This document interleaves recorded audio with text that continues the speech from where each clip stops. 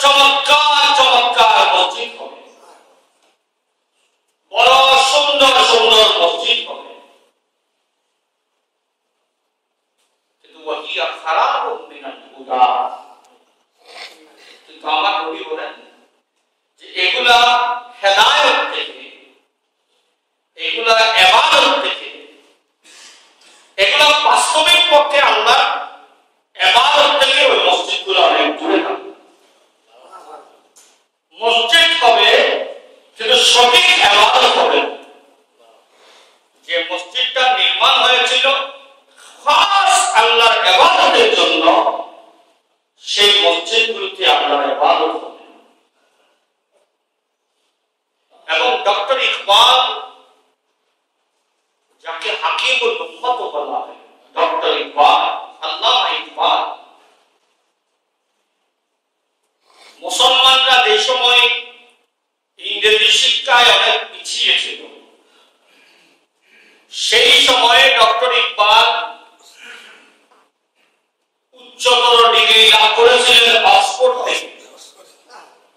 তাও একটি বিষয়ে না, ডক্টর ইকবালের ডক্টরিয়েট দুইটা বিষয়ের উপর ছিল। ডাবল ডক্টর ছিলেন ডক্টর ইকবাল। রোগীকে ধরে ডাক্তার যেভাবে তার শিরা ধরে অনেক কিছু বলতে পারে, এখন তো বলতেছে না। এক সময় ডাক্তার শিরা ধরে, চেহারা দেখে, চোখ দেখে অনেক কিছু ডাক্তার বলে দিত। দিত কিনা? দিত যে আপনার এই রোগ হয়েছে। এখন তো ডাক্তার এগুলো বলছে না, কি হয়েছে আপনার, আমার এখানে ব্যথা লাগছে, এখানে এরকম হচ্ছে, ঠিক আছে দেখে দিল যে অমুক ডায়াগনস্টিক সেন্টারে যান, অমুক ডায়াগনস্টিক সেন্টারে যান, এগুলো ডায়াগনোস করে নিয়ে আসেন, পরীক্ষা করে নিয়ে আসেন। কেন আমি আরেকটাতে যেতে হবে না, গেলে হবে না, না না হবে না, ওখান থেকে করতে হবে। কারণ ওখানে একটা আবার ওখান থেকেও কিছু কমিশন ওনার ট্যাক্সের মধ্যে ঢুকবে। এই হলো আমাদের অবস্থা, শিক্ষিত লোকদের অবস্থা। শিক্ষিত লোকদের অবস্থা, যারা জাতির টাকা পয়সা গুলা জাতিগত যারা এত বড় ডিগ্রি লাভ করেছে, মেডিকেলে যে পড়াশোনা হচ্ছে বেতন ছাড়া, এগুলো আমাদের টাকা, গরিব দুঃখী মানুষের টাকা, কি বলে ঠিক না? এগুলো দিয়ে পরে হচ্ছে কি? যাই হোক, আল্লাহ সকলকে হেদায়েত নসিব করুন। এমন সময় ডাক্তাররা ছিল, পরীক্ষা দিতেন না, শিরা ধরে অনেক কিছু বলে দিতেন।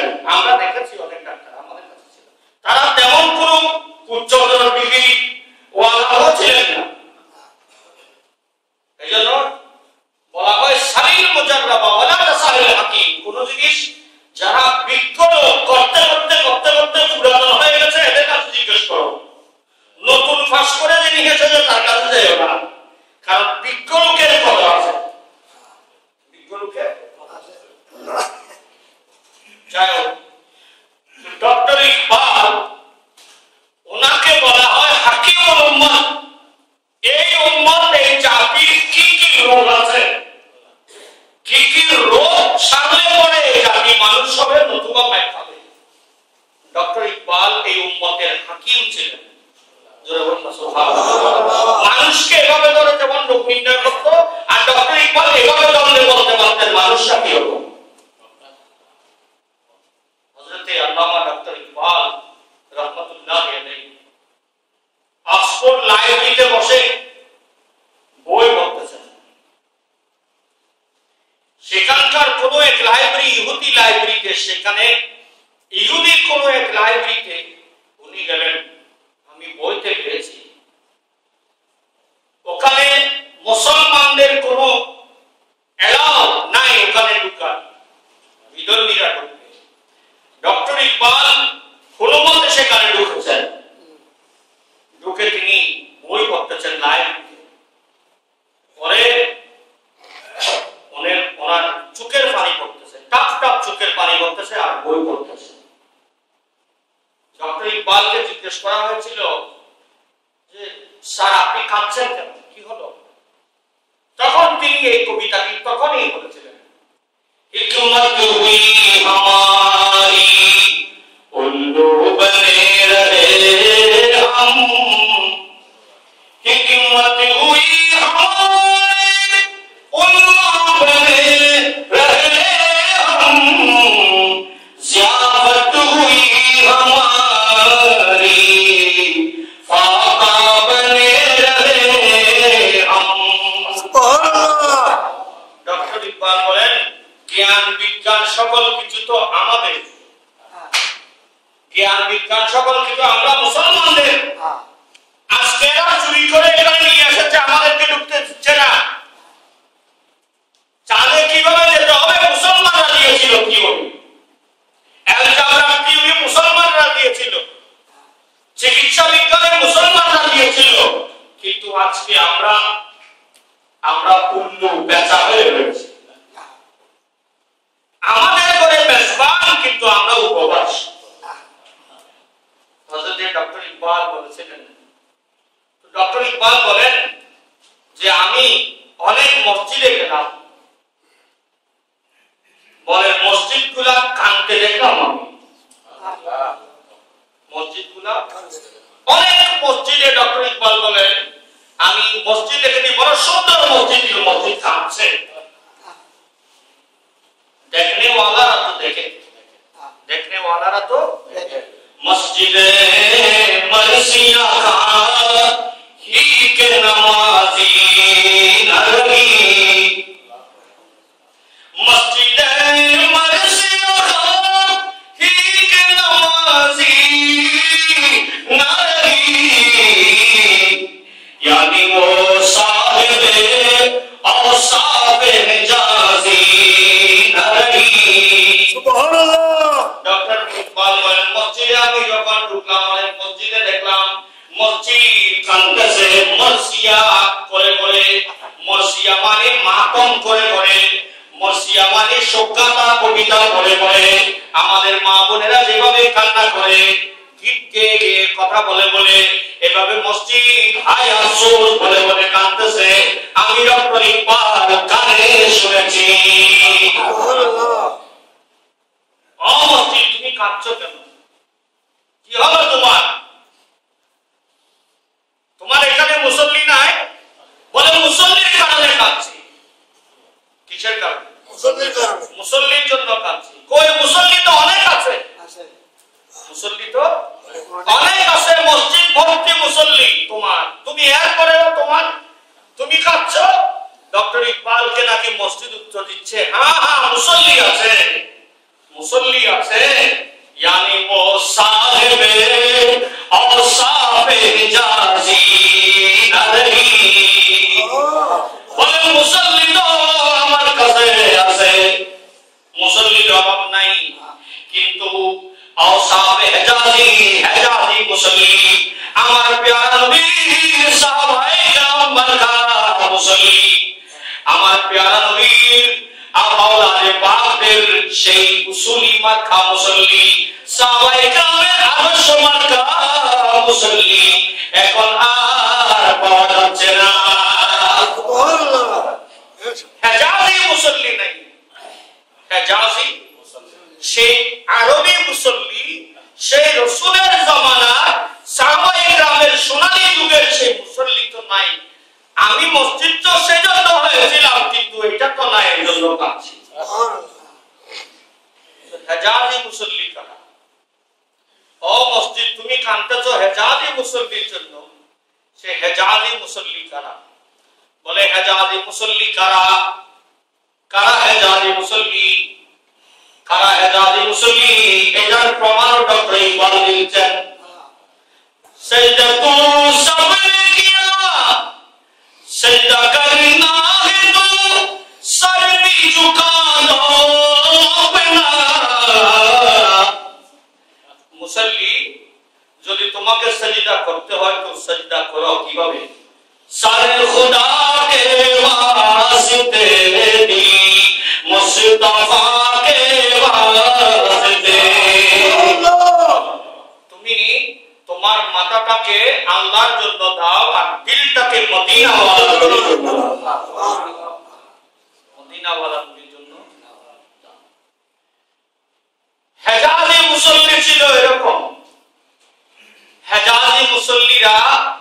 কেমন ছিল, এরা যখন মসজিদে ঢুকত তখন এরা মনে করতো আমি বড় বিশাল এক শাহানশাহ, আমার মুনিবের দরবারে আমি এসেছি।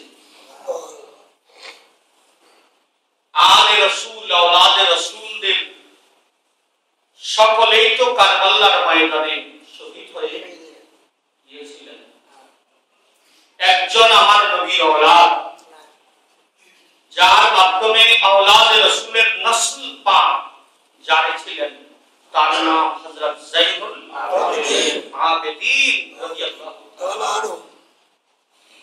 পৃথিবীতে কিছু মানুষ আছে নাকি খুব বেশি কান্নাকাটি করেছে, যাদের মতো কান্না আর কেউ, তাদের মধ্যে একজনের নাম যায়নুল আবেদীন।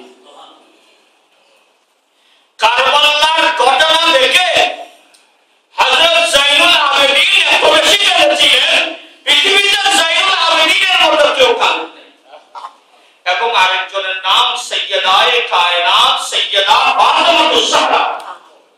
আমার প্রিয় নবীকে যেদিন জাগরেই পর্দা করেছিলেন, আমার নবী যেদিন জাগরেই দুনিয়া থেকে তাশরীফ নিয়ে গিয়েছিলেন, ফাতেমাতুজ জাহরা এর পরে নাকি কোনোদিন আর আসেননি। এবং ফাতেমাতুজ জাহরা আমার প্রিয় নবীর পরে আলে বাইত রাসূলের মধ্যে যিনি সর্বপ্রথম ইন্তেকাল করেছিলেন, তার নাম ফাতেমা। আমার নবী বলেছিলেন, ফাতেমা কান্না করিও না, আমি তো চলে যাচ্ছি, আব্বা আমাকে কে দেখবে, আমার মাও তো ছোটকালে ইন্তেকাল হয়ে গিয়েছিল। আমার নবী বলেছিলেন, ইন্না আউয়ালুল মুহাক্কাম মিন আহলি বাইতি আনতা আনতে, যে সর্বপ্রথম আমার আহলে বাইত থেকে যিনি সর্বপ্রথম আমার কাছে আসবে তুমি ফাতেমা। ফাতেমাতুজ জাহরা। তৃতীয় জন হচ্ছেন হযরত সাইয়্যিদুনা আদম আলাইহিস সালাম। আদম সালাম, শুধুমাত্র আদম গুন্দম খাইও না, গুন্দমটা খেলেন, একটা সামান্য গুন্দম খেলেন। একবার হযরত সাইয়্যিদুনা আদম আলাইহিস সালাম এত বেশি কেঁদেছেন, তার মতো কেউ না। আরেকজন হচ্ছেন হযরত নূহ আলাইহিস সালাম। নূহ, এজন্য নূহ আলাইহিস সালামের আসল নাম আব্দুল গাফফার। নূহ আলাইহিস সালামের আসল নাম আব্দুল গাফফার, কিন্তু নূহ বলা হয় রোনেওয়ালা। নূহ মানে রোনেওয়ালা, যিনি বেশি কেঁদেছিলেন, এজন্য তাকে নূহ বলা হয়। এই চারজন মানুষ পৃথিবীতে সবচেয়ে বেশি কান্নাকাটি করেছিলেন। এর মধ্যে একজনের নাম হযরত যায়নুল আবেদীন, হযরত হুসাইন রাদিয়াল্লাহু তাআলা শহীদে কারবালা, ইমাম হুসাইন রাদিয়াল্লাহু যিনি আওলাদ শাহাদাত। হযরত যায়নুল আবেদীনের চেয়ে বাবা বড় ফজিলত ওয়ালা কেউ হবে না। সমস্ত ওলি গোস কুতুব আবদার তার দুয়ারে ভিখারি, হুজুর গৌসে আজম দস্তগীর যার দুয়ারে ভিখারি, খাজায়ে আজমের সরকার গরিব নওয়াজ যার দুয়ারে ভিখারি, হযরতে মুজাদ্দিদে আল-মিসালি যার দুয়ারে ভিখারি, হযরতে সাইয়্যিদুনা বাহাউদ্দিন নকশবন্দ যার দুয়ারে ভিখারি, বায়জিদ মুস্তাফি যার দুয়ারে ভিখারি, সকল আউলিয়া ইকরাম যার দুয়ারে ভিখারি, আরে নয় ইমামে আযম আবু হানিফা যার দুয়ারে ভিখারি। হযরত যায়নুল আবেদীন রাদিয়াল্লাহু তাআলা কোনদিন পানি খেতে পারতেন না। পানি সামনে দিলে তার কাছে কারবালার সেই স্মৃতিগুলো মনে পড়ত, যে কারবালার আমার নান্না নান্না ভাইরা, আমার বাচ্চারা, আমার আব্বাজান পানি পানি করে শহীদ হয়ে গিয়েছিলেন, সেই পানি তুই কি আমার কাছে আসলি? হযরত যায়নুল আবেদীন রাদিয়াল্লাহু তাআলা কাঁদতেন, পানি খেতে পারতেন না। হযরত যায়নুল আবেদীন রাদিয়াল্লাহু তাআলা আনহু, তার কাছে আমাদের দেশে বলে না, আর দেশে তো হয় না, আই পুরো জ্বর আইলেও পর্যন্ত তোমার ফেলে নাও। সামান্য একটা ভালো ফল মূল কেউ ঘরে আনলে সেই সময়ের মুসলমানরা হযরত যায়নুল আবেদীনের খেদমতে না দিয়ে খেতেন না। কারণ সকলের মন ভাঙা ছিল, সকল আল্লাহর রাসূল চলে গিয়েছে, একমাত্র আমাদের বর্ষা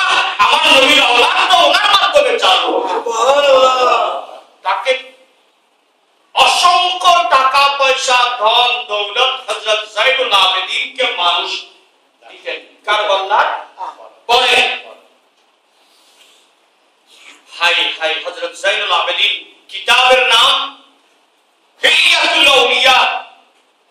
বিশ্ব বরেণ্য মুহাদ্দিস হযরত আল্লামা আবু নুআইম আসফাহানি ওনার কিতাবের মধ্যে লিখতেছে হযরত যায়নুল আবেদিনের কাছে এত ফল মূল টাকা পয়সা আসতো, যেদিন ইন্তেকাল করেছেন, যেদিন ইন্তেকাল করেছেন, দেখা গেল হযরত যায়নুল আবেদিন যিনি আমার প্রিয় নবীর বংশের চেরাগ, আমার নবীর নূরানী চেহারার সৌন্দর্য যার চেহারার মধ্যে পাওয়া যেত, হযরত যায়নুল আবেদিনের দুনো কাঁধ মুবারকের মধ্যে দাগ দেখা যাচ্ছে, জট জট হয়ে গেছে, দুনো কাঁধের মধ্যে জট। আমাদের দেশে যারা সেই সময়ে বার নিয়ে যেত, বার হইতো দেরি আসিলেন আসিল, যারা বার নিয়ে বাজারে যেত, ধান নিয়ে চাউল নিয়ে বাজারে যেত, যারা বিভিন্ন জমি থেকে যারা ধানের বার নিয়ে আসতো, এদের কাঁধের মধ্যে জট হয়ে যেত। যেভাবে জট হয়ে যেত আমার নবীর আওলাদ ইমামে হুসাইনের শাহজাদা হযরত যায়নুল আবেদিনের কানে দুনো কানে দেখা যাচ্ছে ধোয়ানোর সময়, ইন্তেকালের পর ধোয়ানোর সময় দুনো কানে জট লেগে আছে। শুধু জট জট লেগে আছে না, হযরত যায়নুল আবেদিনকে যখন দাফন করা হলো, দেখা গেল মদিনা শরীফের আশপাশ থেকে গরীব দুঃখী মানুষগুলা, মদিনা শরীফের গরীব দুঃখী মানুষগুলা বিভিন্ন জায়গা থেকে হযরত যায়নুল আবেদিনের কবর ধরে ধরে কাঁদতেছে। জিজ্ঞেস করা হলো তোমরা কাঁদছো কেন? বলে হুজুর আমরা কাঁদতেছি পৃথিবীতে কেউ জানে না, রাত যখন গভীর হয়ে যেত হযরত যায়নুল আবেদিন রাদিয়াল্লাহু তাআলা নিজে কাঁধের মধ্যে ভার করে আমাদের কাছে গরীব কোথায় কোথায় আছে, আপনার নিঃস্ব মানুষ কোথায় কোথায় আছে, গরীব কোথায় কোথায় খেতে পারে না, এদের করে নিয়ে নিয়ে আমাদের কাছে খাবার বিতরণ করে দিতেন। পৃথিবীতে কেউ হযরত যায়নুল আবেদিনের স্ত্রী বা ছেলেদেরকে জিজ্ঞেস করা হলো হুজুরের এখানে জট কেন? বলে হুজুর রাত্রে গভীর রাত্রে বের হয়ে যেতেন মানুষকে দান করার জন্য, এগুলা নিতে নিতে ভাগ করে নিতে নিতে জট হয়ে গেছে। হাই হাই হযরত যায়নুল আবেদিন রাদিয়াল্লাহু তাআলা ওনার ইতিহাস, ওনার এটা আরেক বিশাল এক জগৎ, বড় বেলায়েতওয়ালা ব্যক্তি ছিলেন। এমন লোক খুব আমি দৃষ্টি আকর্ষণ করছি সকলে। হযরত যায়নুল আবেদিন যখন মসজিদে ঢুকতেন, কোথায় ঢুকতেন? মসজিদে ঢুকতে। আচ্ছা মসজিদে ঢুকার কিছু নিয়ম আছে না? ঘরে ঢুকার কি নিয়ম আছে? ডান পা দিতে হবে ঘরে, মসজিদের কিন্তু প্রথমে বলতে হবে আসসালাতু ওয়াসসালামু আলাইকা ইয়া রাসূলুল্লাহ ওয়া আল্লাহুম্মা সাল্লি আলা সাইয়্যিদিনা মুহাম্মাদিন ওয়া আলা আলি সাইয়্যিদিনা মুহাম্মাদিন। প্রথমে দুরূদ শরীফ। প্রথমে কি? আমাদের দেশের এই জিনিসগুলা ওয়াহাবি নজদিরা বাতিলরা ধ্বংস করে দিয়েছে, অনেকে জানে না। প্রথমে হলো দুরূদ শরীফ। প্রথমে কি? প্রথমে দুরূদ শরীফ। প্রত্যেকটা মসজিদে, প্রত্যেকটা মুসলমানের মসজিদে আমার প্যারা নবীর রূহ মুবারক হাজির এবং নাজির আছে। আসসালাতু ওয়াসসালামু আলাইকা ইয়া রাসূলুল্লাহ। তারপর পড়তে হবে আল্লাহুম্মা ইফতাহি আবওয়াবা রাহমাতিকা। প্রথমে হলো বিসমিল্লাহ, ডান পা দিয়ে বিসমিল্লাহ, আসসালাতু ওয়াসসালামু আলাইকা ইয়া রাসূলুল্লাহ, আল্লাহুম্মা ইফতাহি আবওয়াবা রাহমাতিকা। প্রথমে আমার নবীকে সালাম দিলে, এরপরে মাওলা তোমার ঘরে ঢুকলাম, তুমি আমার জন্য রহমতের যত দরজা আছে সব খুলে দাও, সব খুলে দাও। এরপরে বের হওয়ার সময় কোন পা? বাম পা দিয়ে বের হতে হবে। বের হয়ে বাম পা দিয়ে বের হয়ে বলতে হবে আসসালাতু ওয়াসসালামু আলাইকা ইয়া রাসূলুল্লাহ। আবার আমার নবীজিকে সালাম অথবা দুরূদ শরীফ পড়তে হবে। নাসআলুকা মিন ফাদলি, মাওলা যখন পর্যন্ত তোমার ঘরে তোমার ইবাদত করেছি, তোমার রহমত চেয়েছি, আল্লাহ তুমি আমার এটা কবুল করেছো। আল্লাহ এখন আমি দুনিয়ার জন্য চলে যাচ্ছি, দুনিয়া দায়িত্ব করতে হবে। আল্লাহ দুনিয়াদারির মধ্যে ফজিলত দান করো, রহমত দান করো। কি বলেন ঠিক কিনা? হযরত যায়নুল আবেদিন আলে রাসূল, হযরত যায়নুল আবেদিন যখন মসজিদে ঢুকতেন না, প্রথমে যখন আযান দিত, হযরত যায়নুল আবেদিন চেহারা মুবারক লাল হয়ে যেত। কি হয়ে যেত? লাল হয়ে যেত। ওযু করতে গেলে ভীত সন্ত্রস্ত হয়ে যেত। যখন মসজিদে ঢুকতো তখন একজন কোন বড় লিডার নেতা, কোন বড় একজন উস্তাদের সামনে, বড় উস্তাদের সামনে একজন ছোট্ট শিশু বাচ্চা যেভাবে ভীত সন্ত্রস্ত হয়ে যায়, এভাবে হযরত যায়নুল আবেদিন মসজিদে ভীত সন্ত্রস্ত হয়ে যেতেন। তাকে জিজ্ঞেস করা হলো, হুজুর আপনি এরকম হয়ে যান কেন?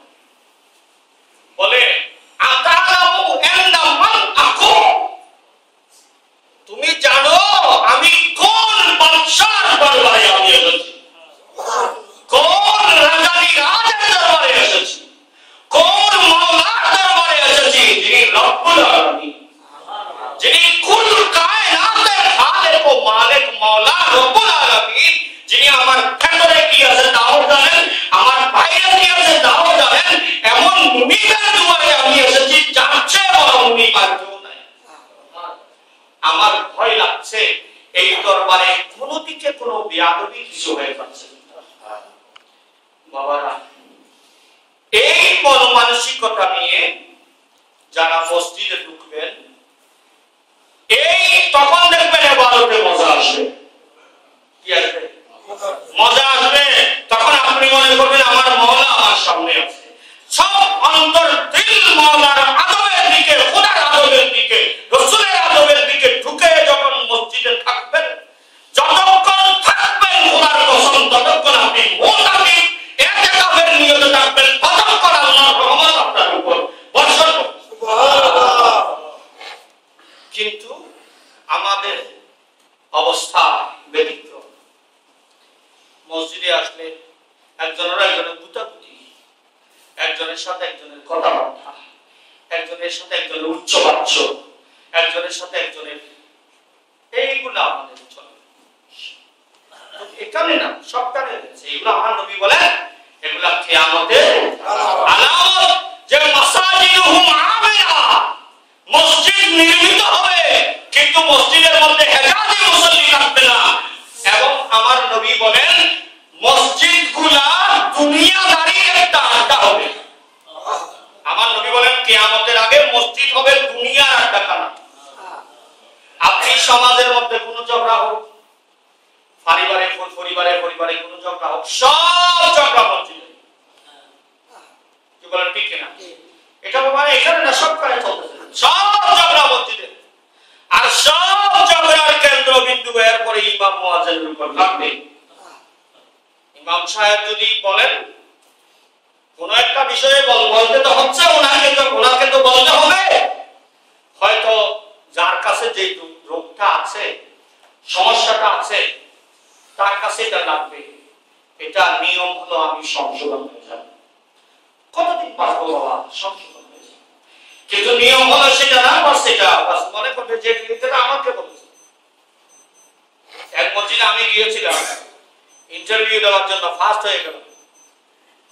ইন্টারভিউতে কনফার্ম হলো, বলে আমাকে বলতে হুজুর মদের ওয়াজ করা যাবে না। মদের ওয়াজ,